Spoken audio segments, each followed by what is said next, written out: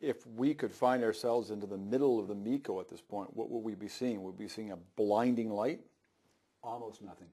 Almost nothing. Yes, because remember what I've told you, that the occupants inside the MECO don't really see much penetration of radiation coming from the outside. Right. It takes a time about the age of the universe for light to eventually get in, and by the time it does that, it's diffused around, so that seems like you would see it kind of coming at you, but very weakly from all directions, instead of seeing a flashing point of light come through. So what are we left with in the middle of this?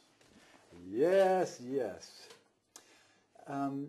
We are apparently left with a very high density place in the universe, density so high that matter will structure itself into crystalline-like states called Bose-Einstein condensates.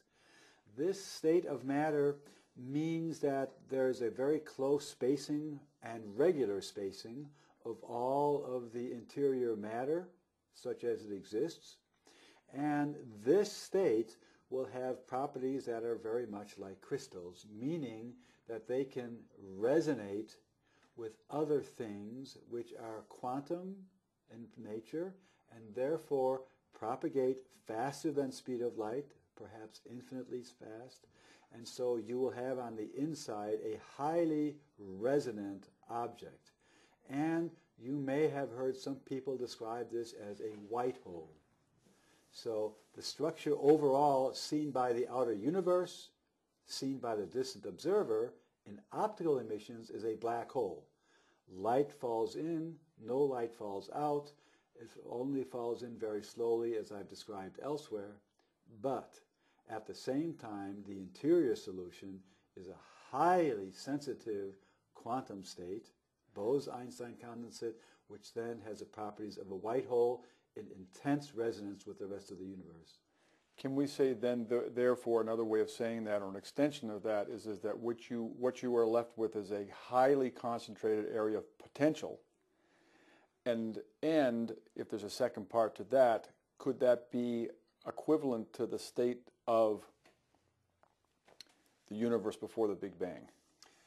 Very interesting. Again, answer to both questions is yes. So first, you have a state that's very ripe with potential. It can be influenced by anything that has control through consciousness of the properties of our universe manifest as quantum effects. So that's the answer to the first question. And the answer to the second question is that almost certainly, yes, the MECO object is a state which has properties which you have already heard me describe as the properties of our universe. After all, what is the astronomical view of our universe? We talk about our universe having particles everywhere, organizing as stars and planets, and these aggregate in clusters, and those in galaxies, and those in clusters of galaxies throughout our cosmos. But we, as observers with our telescopes, the farther away we look, what do we see? We see a universe disappearing to higher redshift. Now, doesn't that sound just like what I said the distant observer on the outside sees?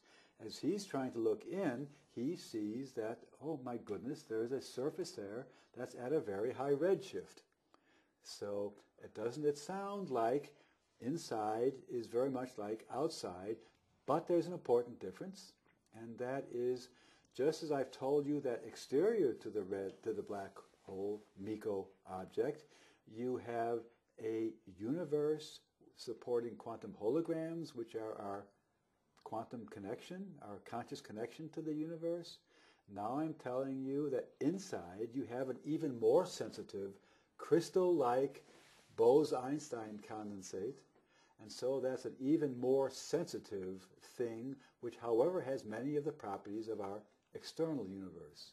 So we have to ask ourselves, is our universe actually something like a MECO, maybe without the magnetic field, maybe just an echo into a bigger multiverse or a universe of universes? Entirely possible. It seems to be what we observe. if we conclude that this is a tremendous concentration of almost indescribable potential, is there also an emotional equivalent in there that's coexisting with that? Is there emotion in there? I would say that very possible that is the seat of emotions that we experience when our mind gets ideas, when our mind finds itself in states that we can't understand.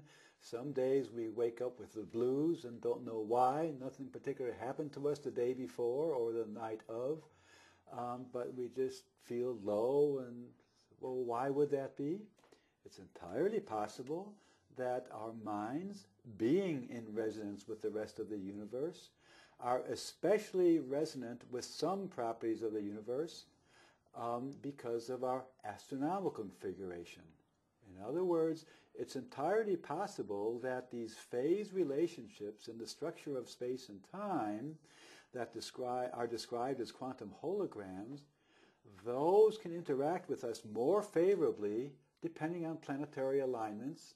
And do you see you've now got astrology?